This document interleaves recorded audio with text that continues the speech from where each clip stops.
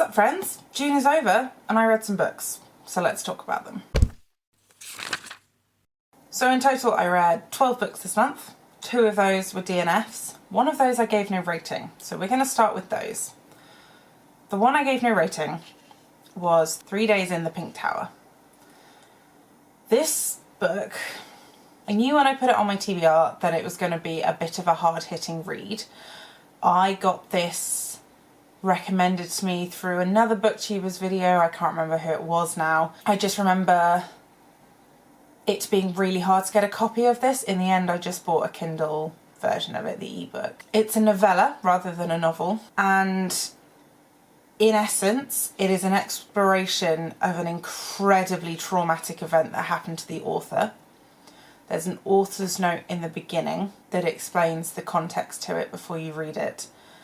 And having read the author's note, I don't think I should have read on, but I read this in one sitting just because of morbid curiosity. It's sold as a, I don't want to say reimagining, that's too close to home, that's not what I mean. It's almost like it's an exploration, I think, of the trauma with some fantasy elements combined. For me, the fantasy elements were too little. This felt like something incredibly personal that had I been through this and written this in order to help my sort of mental healing, I would never have published it in a million years. It's so personal. It's horrifically graphic. There are graphic depictions of SA, kidnapping, and like lots of things along those lines, and because it is based on a true story, it just makes it all the more horrific. It's classed as horror for those reasons, but I didn't feel comfortable rating this book. I wouldn't read it again. It's not an enjoyable read. It's very powerful, and I think if it was me, I would never have published this. I DNF'd 2 books this month. The first book I DNF'd was Blackthorn Winter by Liz Williams. This is the second in the Comet Weather series. I really enjoyed the first book, though I did feel it was a bit long, and I borrowed the 2 other books in the series from my mum, and I just could not get into the second book. It felt like Comet Weather, the first book, wrapped up the story so neatly that we didn't need a second one. The second book felt like starting the story from scratch again, just sort of creating problems where there didn't need to be problems. It felt unnecessary. It didn't feel like the character arcs were going to be any different, and it wasn't for me, so I DNF'd it. Then I DNF'd the Bane Chronicles. I made it one story into this. It's an anthology of stories following Magnus Bane from the Shadowhunter Chronicles. It is written by Cassandra Clare and 2 other authors, forgive me, I can't remember their names off the top of my head, and it just feels like fan service. Now, Shadowhunters is a YA series. It's one that I read when I was younger, and I'm sort of doing a reread to catch up on all the books that came out recently, but this almost felt like it was written for middle grade. It just felt so heavy-handed with how like edgy and cool it was trying to be, and I just couldn't put myself through a book this thick full of that, so I DNF'd it. I have 5 3 stars. First one is A Minor Mage by T. Kingfisher. I picked this up on my Kindle because it's quite a short book and it was like 99p or something, and I like T. Kingfisher. I don't always like her younger stuff. This was definitely younger. I think this was middle grade. You can tell that the themes are geared towards sort of middle grade age. It's not a bad book. I didn't love it, but I didn't hate it. Some bits I found amusing. It's about a boy who is a minor mage. He is apprenticed to the actual mage in the village, and he is coerced by a mob of the villagers to go to the mountain and bring the rains back because they haven't had any rain in a very, very long time. And they know that they have to go to this clan of cloud herders, I think they were called, and get the rain back. He also has an armadillo familiar because, of course, T. Kingfisher is very good at random familiars. And it's a good middle grade book. I don't really have much more to say about it. There are ghouls in it, there are curses, there are mobs, there are bandits. If you're into middle grade, I'd give it a go. Then I read St. Trillians. I read this was one of my mixtape-a-thon reads. I picked it up in a charity shop and I thought it was going to be really good because I loved the films. I won't wax lyrical about why I read it and all of that because I did that in my mixtape-a-thon blog. But I was very disappointed by this.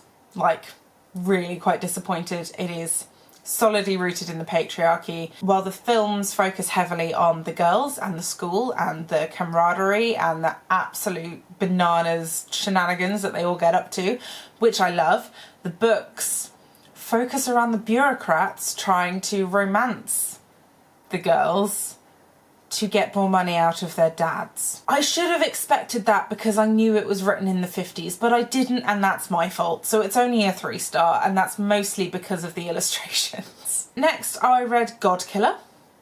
This was a really anticipated read for me, and it was only 3 stars. I was quite disappointed. I think there was a lot of travel sequence happening. I've now half forgotten why I rated this 3 stars. Again, I read this for Mixtape-a-thon, so I've already talked to a camera about how I feel about this book. It felt a little lackluster. The magic system was really good. The concept of a god killer finding a god that she doesn't want to kill was a really good one, and I felt that that was explored well. I didn't see the twist at the end coming, but I felt like there was something missing. It wasn't quite enough. It wasn't quite what I wanted. Part of me wonders if it was just it came to just under 300 pages. Maybe that was it. I would read from this author again. I would give her another go. But this one didn't hit it out the park for me. Then I listened to Dream Thieves by Maggie Stiefvater. Stiefvater? I don't know how to say that out loud. I also read The Raven Boys.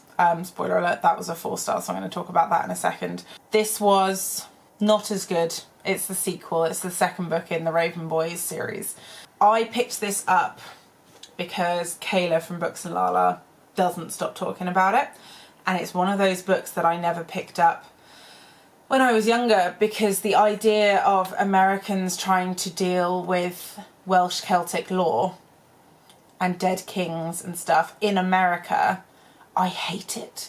That's a concept I absolutely loathe for the same reasons that I disliked Legendborn, because I hated the idea of King Arthur stuff in America. It felt wrong. There was like a weird dissonance there that rubbed me the wrong way and was hard to ignore and therefore ruin the rest of the book for me. I was worried this was going to be the same, but the Welsh King thing, while it is the driving force of the story, it doesn't necessarily take a front seat, if that makes sense. It focuses very much on eclectic group of characters and their various home lives and backgrounds and how they all intermingle and how their relationships work between them and why they are all friends. The magic system is a soft magic system, but it works well. In my head, Maggie Stiefvater's writing belongs to adult. I think that's why I enjoyed it so much, particularly on the audiobook. The audiobook is very good, but the writing is quite mature, even though the protagonists are teenagers and they make teenage decisions and things like that. They do seem a lot sort of older for their age, or 2 of the characters in particular do, and that really drives the story along for me. I've just told you about Raven Boys. Dream Thieves is the second one. I didn't like this one as much. I DNF'd the series after I finished that one. Essentially, the character arcs were taking turns that I didn't enjoy. Other than that, it is a good series and I'd recommend it. My last 3-star is Cursed Cocktails. This was I picked it up on my Kindle, again, because it was cheap. It's cozy fantasy. It's like Legends and Lattes if it were gay and about cocktails, essentially. It's exactly what you would expect. It's very cozy. There are very minimal stakes. It is what I would describe as cozy fantasy. It was good. It didn't blow me away. I might read it as a comfort read later on in life. Who knows? Like I said, I read The Raven Boys. I pretty much covered that already, so I'm not gonna beat a dead horse. The first one was a lot better than the second one. Then I read Trust of the Emerald Sea. This was also for Mixtape-a-thon. This is Brandy Sandy's Secret Project #1. It was very good. It wasn't incredible. Again, I've already spoken about this in my Mixtape-a-thon vlog, which I will put down below, so I'm not going to talk too much about it now. It was a good book. It was originally written for his wife, secretly. He didn't tell his team or anything like that, and it felt like that. It was cleverly written. There were plot twists I didn't see coming. I would recommend it to readers. I think I was a little let down because it was so hyped up, and Brandon Sanderson as an author, and Brandon Sanderson as an author is also so hyped up. I was expecting this to be absolutely incredible, and it wasn't a 5-star. It was a solid 4-star, and like I said, I would recommend it, but it didn't absolutely blow me away. If you want more detail, go see my Mixtape-a-thon vlog. My last 4-star was House with Good Bones by T. Kingfisher. This is a suburban horror, haunted house. Lots of elements about vultures, which was cool, and bugs as well. The main character is an entomologist. This was a good, weird, creepy horror book. The premise is this woman has to stay with her mum for 6 months after her archaeological dig gets postponed.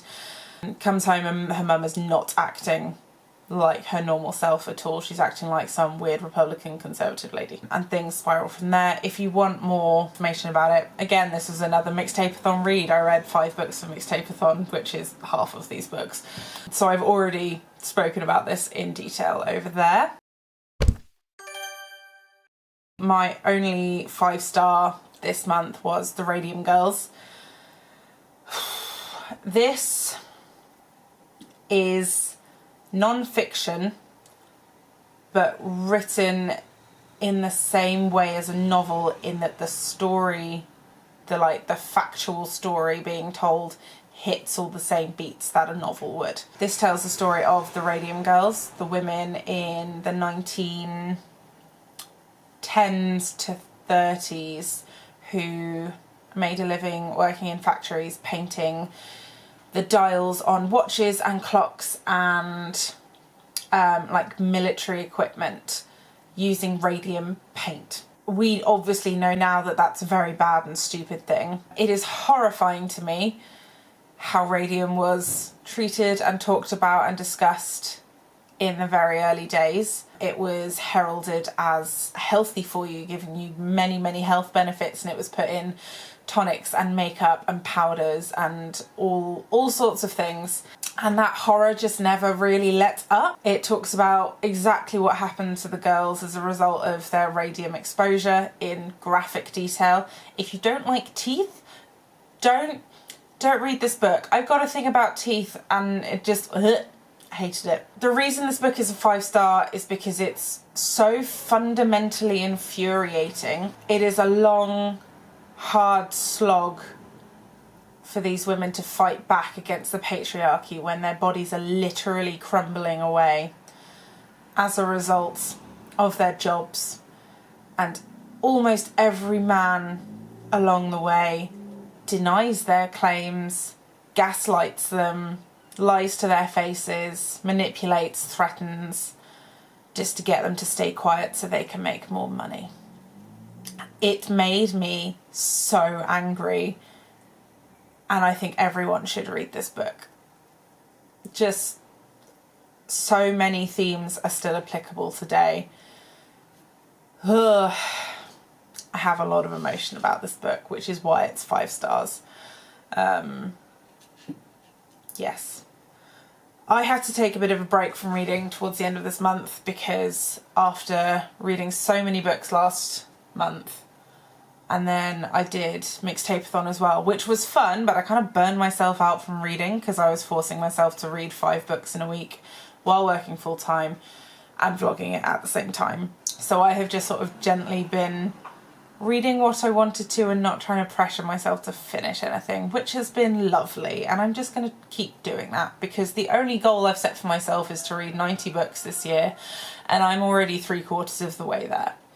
So I'm not worried about that, and I'm just going to carry on reading what I like. That was all the books I read in June. Let me know if you've read any of them. I'm currently reading a book that I'm 90% sure is going to be a 5-star, and I'm very excited about that.